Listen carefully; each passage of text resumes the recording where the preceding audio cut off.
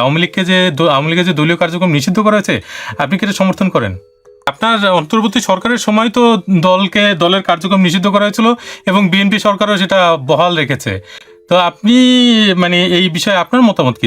মানে আমি যদি বলি, মানে একটা পলিটিক্যাল অ্যাক্টিভিটি নিষিদ্ধ করে আপনি বেশি দিন রাখতে পারবেন না। আমি মনে করি যে আওয়ামী লীগের, আমার ব্যক্তিগত মতামত হচ্ছে, আওয়ামী লীগের যাদেরকে দোষী পাওয়া যাবে তাদের শাস্তির ব্যবস্থা করে পলিটিক্যাল ইস্যুকে পলিটিক্যালি হ্যান্ডেল করতে হবে। জুলাই গণ অভ্যুত্থানের সময় সংগঠিত মানবতা বিরোধী অপরাধের দায়ে সাবেক প্রধানমন্ত্রী শেখ হাসিনা মৃত্যুদণ্ড দিয়েছে ঢাকার আন্তর্জাতিক অপরাধ ট্রাইব্যুনাল। তিনি বর্তমানে ভারতে অবস্থান করছেন। আর শেখ হাসিনাকে কি বিচারের মুখোমুখি করতে বন্দি প্রত্যর্পণ চুক্তির আওতায় বাংলাদেশে ফিরিয়ে আনতে পারবে বিএনপি সরকার? আপনার কি মনে হয়? এটা তো আমি বলতে পারবো না। এটা তো বিএনপি সরকার এবং বিএনপি সরকারের যে আইন মন্ত্রণালয় আছে তারাই বলতে পারবে। তবে হ্যাঁ, যে জুলাই অভ্যুত্থানে যে যা ঘটেছে তার জন্য আমি দল দায়ী না হলেও আমি বলবো যে কারা দোষী না সেটা আদালত বলবে, কিন্তু দোষী তো অনেকেই আছে। আপনি শুরুতে অন্তর্বর্তী সরকারের স্বরাষ্ট্র উপদেষ্টা ছিলেন এবং তখন আপনার এক বক্তব্য ব্যাপক বিতর্ক সৃষ্টি করেছিল। আপনি বলেছিলেন, কোটানকোট, আমি ভিডিওতে দেখলাম, একটা সিভিলিয়ান ছেলে 7.62 হাতি নিয়ে চলে গেছে, তার মানে এই রাইফেল আর ফেরত আসে নাই। এই যে বক্তব্য আপনার, যে একটা সিভিলিয়ান বলতে, এই সিভিলিয়ানটা আসলে আপনি কাকে ইঙ্গিত করেছিলেন তখন? আমি তো জানি না, আমি তো বলেছিলাম যে এটা তদন্ত করা দরকার, যে কিভাবে এই রাইফেলগুলো ইউনিফর্মের বাইরে গেছে। কারণ এই রাইফেল গুলো তো ইউনিফর্মের হাতেই ছিল, পুলিশের হাতে ছিল। সেগুলো গেল কিভাবে? সেগুলো কি পুলিশের হাত থেকে ছিনতাই হয়েছে? সেগুলো কি থানা লুট হয়েছে ইতিমধ্যে? আমরা তো জানি না। তো আমি তো বলেছিলাম যে কেন গেল, কিভাবে গেল, এটা খতিয়ে দেখার দরকার আছে। তো আমি তো থাকলে হয়তো ডেফিনেটলি একটা ইনভেস্টিগেশন করে দেখতাম যে এরা কারা, কাদের হাতে এই রাইফেল গুলো গিয়েছে। তো সেটা তো আমার বক্তব্য এমন বিশাল বক্তব্য কি ছিল?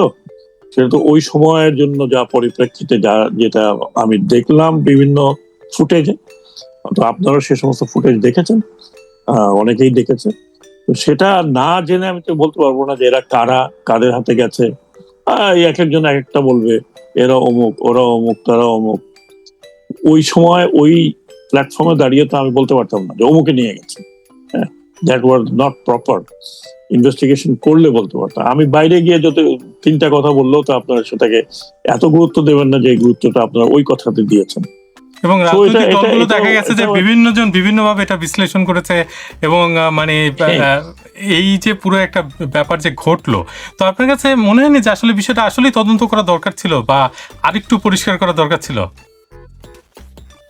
আমি তো সময় পাইনি। আমি সময় পেয়েছি। আমি তো সময় পেলে একটা তদন্ত করে একটা পরিষ্কার করতে পারতাম যে কিভাবে কারা কিভাবে গিয়েছে এবং তার জন্য কি ব্যবস্থা নেওয়া যেতে পারে। হ্যাঁ, কারণ এগুলো প্রহিবিটেড বোর্ড, এগুলো যাকে দেওয়ার কথা তার হাতে থাকার কথা, তার বাইরে যাবে কেন? আর উইদাউট ইউনিফর্ম তো এটা ইউজ করার কথা না। আপনি যে ভিডিওটা দেখে এই কথা বলেছিলেন, তো সেই ভিডিওটা কখনকার, মানে কোন সময়ের, সেটা কি আপনার মনে আছে? যে সেটা কি 5ই আগস্টের আগের না পরে, নাকি আপনি একটু আগে যেটা বললেন 5 থেকে 8 আগস্ট সেই সময়ের, মানে ওই ভিডিওটা আসলে কোন সময়ের ছিল সেটাও যদি আপনার মনে থাকে সেটা হয়তো কোনো ধারণা দিতে পারে। এই ভিডিওটা 5 আগস্টের আগে, 5th অগস্ট পর্যন্ত, 5th অগস্টেও কিছু অনেক মারাত্মক ঘটনা ঘটেছে, স্নাইপার থেকে শুরু করে সব। 5 আগস্টের পরে কিন্তু হয়নি। 5 আগস্টের পরে তো সবই আপনার আর্মি টেক ওভার করলো, ইত্যাদি ইত্যাদি। গভর্নমেন্ট ফর্ম হলো 8 তারিখে।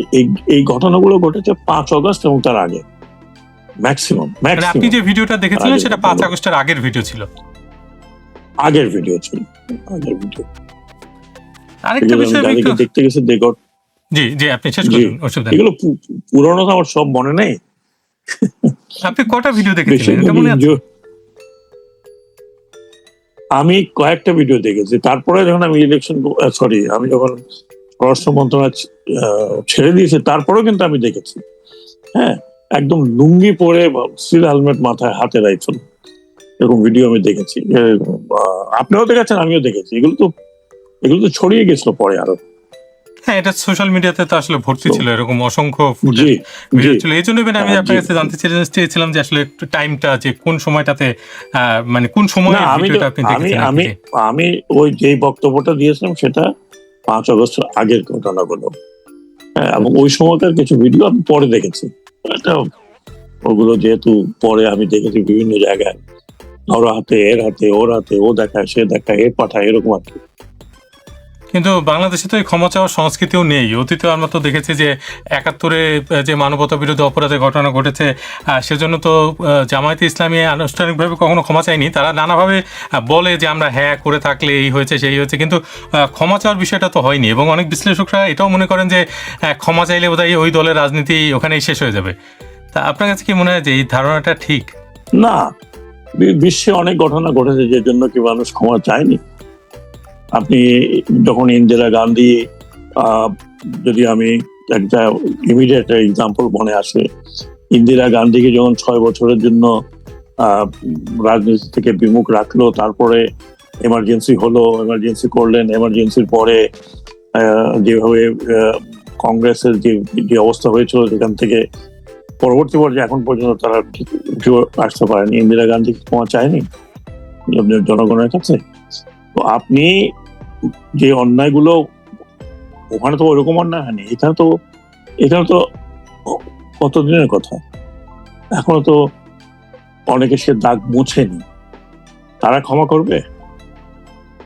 ৭১ সালে যেটা হয়েছিল, তারা এখন পর্যন্ত কি মানুষ ভুলে গেছে?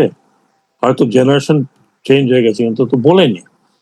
তো যেই কারণে আপনার একটা পলিটিক্যাল পার্টি একটা স্বাধীন দেশে তারা শাসন করতে এসে যেই ধরনের ব্রুটালিটি যেটা করেছে, সেটার জন্য যদি তারা না পাস্তায় এবং সেইখানে তারা পলিটিক্স করতে আসে, তাহলে তো তাদেরকে ওই ধরনের চড়াই উত্তরের মধ্যে দিয়ে যেতে হবে, যেটার এক্সাম্পল আপনি এখন দিলেন।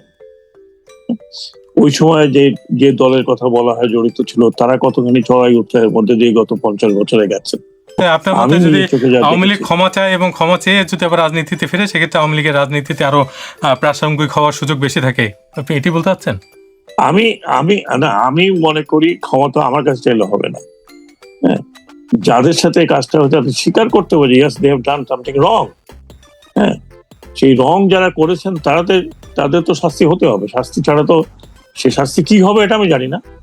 তাহলে আজকে দেশের এই অবস্থা, আমি বলি না যে মানে দেশে যে যে অবস্থার মধ্যে দিয়ে দেশটি গিয়েছে, এখন পর্যন্ত যে অবস্থা, আমি মনে করি যে আমরা স্বাভাবিক হতে এখনো পারিনি। আর সেই জায়গায় তো এই অবস্থা হতো না। কারণ অন্যান্য দেশে কি ডেমোক্রেসি নেই? অন্যান্য দেশে কি এক পার্টি আরেক পার্টি বদল হয় না? নিশ্চয়ই হয়। কিন্তু সেটা প্রপার ওয়েতে না হয়ে, যদি যেটা আমরা দেখেছি সেটার কারণেই তো এই ঘটনাগুলো ঘটেছে। নাহলে তো এই ঘটনাগুলো ঘটতো না। তাহলে তো আমি যখন চিন্তা করি যে আমাদের দেশে রাজনীতি করলেই মানে কি জেলে যেতে হবে নাকি? যে আমি একবার ক্ষমতায় ছিলাম, তারপর আরেকজন ক্ষমতায় আসবে, সে সবাইকে ধরে নিয়ে জেলে দেবে, এইরকম রাজনীতি তো আমি ইভেন সাবকন্টিনেন্টে অতখানি নাই, আছে, বাট এরকম না যে একেবারে আপনি 20,000 লোককে, একটা পার্টির 20,000 লোককে ধরে জেলের মধ্যে ঢুকাই দেন। দেখেন, আপনাকে দেখতে হবে আইন শৃঙ্খলা পরিস্থিতি কারা মেনটেন করে ল এনফোর্সিং এজেন্সিস। এবং আমরা যদি ল এনফোর্সিং এজেন্সিস কথা বলি, আমরা কিন্তু সামরিক বাহিনীকে এটার মধ্যে ঢুকাই না, যদিও আমরা ঢুকাই। কারণ সামরিক বাহিনী normally is not design as a law enforcing agencies. হ্যাঁ, সামরিক বাহিনীকে আনা হয় সাময়িক কাজে। যেখানে আমরা বলছি যে পুলিশ এবং পুলিশের যে অঙ্গ সংগঠনগুলো আছে, ম্যাক্সিমাম যদি আমি বলি যে আধা সামরিক বাহিনীও সর্বতভাবে আসে না, মাঝে মধ্যে নিয়ে আসে। পুলিশ বাহিনীকে আপনি দেখতে হবে যে বিগত অনেকগুলো বছর, এক যুগেরও বেশি বা 15-16 বছর, এটাকে কিভাবে ব্যবহার করা হয়েছে। আমি কিছুদিন তো ওই পুলিশ বাহিনীর সাথে জড়িত ছিলাম, আমি তাদের সাইকোলজিটা বুঝতে পেরেছিলাম। এবং সেই পুলিশ বাহিনীকে দিয়েই কিন্তু আপনি যে কাজটা হয়েছে আপনার 2024 সালে, এটা ম্যাক্সিমাম কিন্তু use of force by police ছিল। সেই পুলিশ বাহিনী পরবর্তী পর্যায়ে যেইভাবে ভেঙে পড়েছে, একটা সরকার যখন পুরো সরকারটা ভেঙে পড়েছিল, পুরো সরকার যখন একেবারে উইদিন 1, 2, 3, 4 days কোনো কিছুই রইল না, টুক ওভার এরপর 5 তারিখ থেকে 8 তারিখ পর্যন্ত কে ছিল? সরকার তো ছিল না। এবং একটা গভর্নমেন্ট যখন পুরাটাই আপনার ডিসঅ্যাপিয়ার হয়ে যায়, তখন তার এই অঙ্গ সংগঠনগুলো, যেই অঙ্গগুলোকে ব্যবহার করা হয়েছিল, তাদের অবস্থা কি থাকে? কাজে আপনি যদি মনে করেন যে পুলিশ এই 2 বছর 3 বছরে রিঅর্গানাইজ হতে পেরেছে, এখন পর্যন্ত হয়নি আমার মতে, এবং এটার জন্য একটা স্পেশাল আপনার এফর্ট নিতে হবে। সেই এফর্টটা কিন্তু আমরা দেখছি না। আমরা যদি গতানুগতিক ভাবে পুলিশকে মনে করি যে রিঅর্গানাইজ করে তাকে আবার আগের জায়গায় ফিরিয়ে নিয়ে আসবো, সেটা আমার মনে হয় যে অত তাড়াতাড়ি সম্ভব না। ইনক্লুডিং পুলিশের যে ইকুইপমেন্ট গুলো আছে, পুলিশের যে স্ট্রাকচার আছে, সেই স্ট্রাকচারে কিন্তু কোনো পরিবর্তন আমরা দেখিনি বা পরিবর্তনের লক্ষণও দেখা যাচ্ছে না। যদিও ইন্টারিম সরকারের সময় এই স্ট্রাকচার নিয়ে বহু আলোচনা হয়েছে, এবং আমি ব্যক্তিগতভাবে কমিশনটা ছিল, সেখানেও আলোচনা, আমার মতামত দিয়েছি লিখিতভাবে, কিন্তু সেটা কোনো কারণে সেটা হয়নি। এবং কেন হয়নি আমি বলতে পারবো না, কিন্তু এখন পর্যন্ত সেটা কোনো এফোর্ট আমরা দেখছি না। জি, আরেকটা বিষয় আপনার কাছে একটু জানতে চাচ্ছিলাম, সেটা হচ্ছে বাংলাদেশ এবং মার্কিন যুক্তরাষ্ট্রের মধ্যকার বাণিজ্য চুক্তি আপনার অন্তর্বর্তী সরকারের সময়ই করা হয়েছিল, একেবারে শেষ সময়, এবং সেই চুক্তিটি নিয়ে বিতর্ক রয়েছে, এখনো বিতর্ক হচ্ছে, এবং এই চুক্তিটির ভবিষ্যৎ আসলে কি হওয়া উচিত আপনার কাছে মনে হয়? শুনেন, আমি এই চুক্তিটা যখন হয় বা এই চুক্তিটা নিয়ে যখন আলোচনা হয়, সে সময় তো আমি কেন, আমার মনে হয় ক্যাবিনেটের ম্যাক্সিমাম লোকজন, ম্যাক্সিমাম সদস্য আমরা জানতাম না। এটা হওয়ার পরে যেদিন এটা ক্যাবিনেটে নিয়ে আসলো, সেদিন আমরা ওখানে পড়লাম। এখানে বলা হয়েছে যে 60 দিন সময় দেওয়া হয়েছিল, যে এর মধ্যে যদি কেউ এই চুক্তি থেকে বেরোয় আসতে চায়, বেরোয় আসতে পারে, অথবা চুক্তির যে সমস্ত ক্লজ আছে সেখান থেকে বেরোয় আসতে পারে। কিন্তু আমি যতটুকু এখন দেখছি, সেই চুক্তি এমন না যে এই চুক্তি ছিল বলে আপনি আর কিছুই করতে পারবেন না। তাহলে তো এখন এই গভর্নমেন্ট যে চায়না গেছে, তাও তো যেতে পারতো না। সেটা এমন কোনো কিছু না, প্রেফারেন্সিয়াল ব্যাপার আছে। আপনি এখন খেয়াল করে দেখেন, এই যে আমেরিকা আর ইরানের মধ্যে যে এমওইউটা হয়েছে, সেখানে কয়েকদিন আগে তো বলা হচ্ছিল যে তাদের যে ফ্রিজ করা অর্থ রিলিজ করবে আমেরিকা, কিন্তু তার কাছ থেকে কিনতে হবে, তাই না?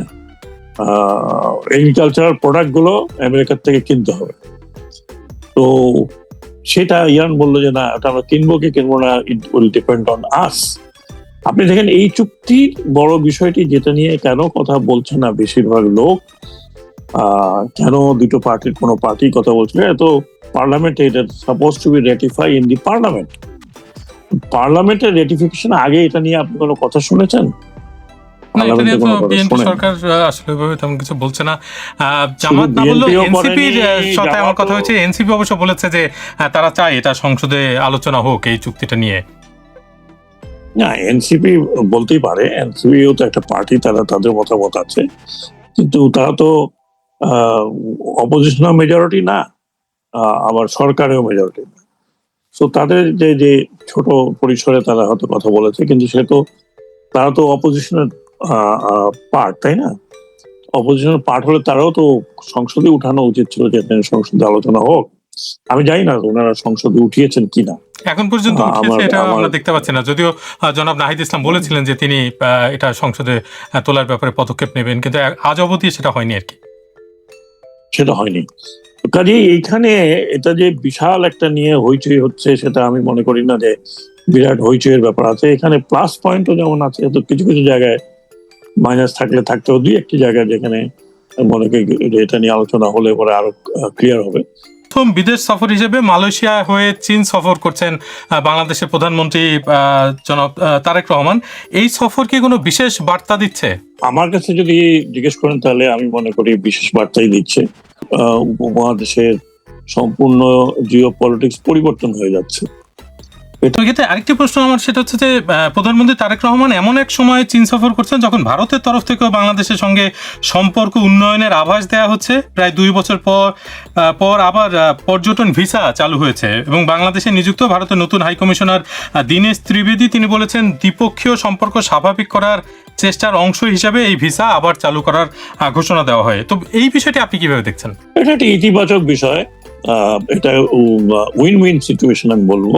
আমার প্রশ্ন হচ্ছে বাংলাদেশ ও ভারতের মধ্যকার যে সম্পর্ক, সেই সম্পর্ক উন্নয়নে কোথায় কোথায় আপনি বাধা দেখেন এই মুহূর্তে? মানে আপনি একটু আগে বলছিলেন যে মানে অন্তর্বর্তী সরকারের সময় তো আসলে দৃশ্যমানভাবে মনে হচ্ছিল যে দুই দেশের সম্পর্ক তো ভালো না, যদিও অনেক কিছুই ঠিকঠাকভাবে চলেছে। সবচেয়ে বড় সমস্যা হচ্ছে ভারতের একটা বিগ সিনড্রোম। হ্যাঁ, বড় রাষ্ট্র, শক্তিশালী রাষ্ট্র, এবং ইন্ডিয়া নিজেকে যেভাবে স্ট্যাবলিশ করার চেষ্টা করছে বা করেছে একটা বৃহৎ শক্তি হিসাবে বা আঞ্চলিক শক্তি হিসাবে, এটার একটা সিনড্রোম, মানে এটা সিনড্রোম।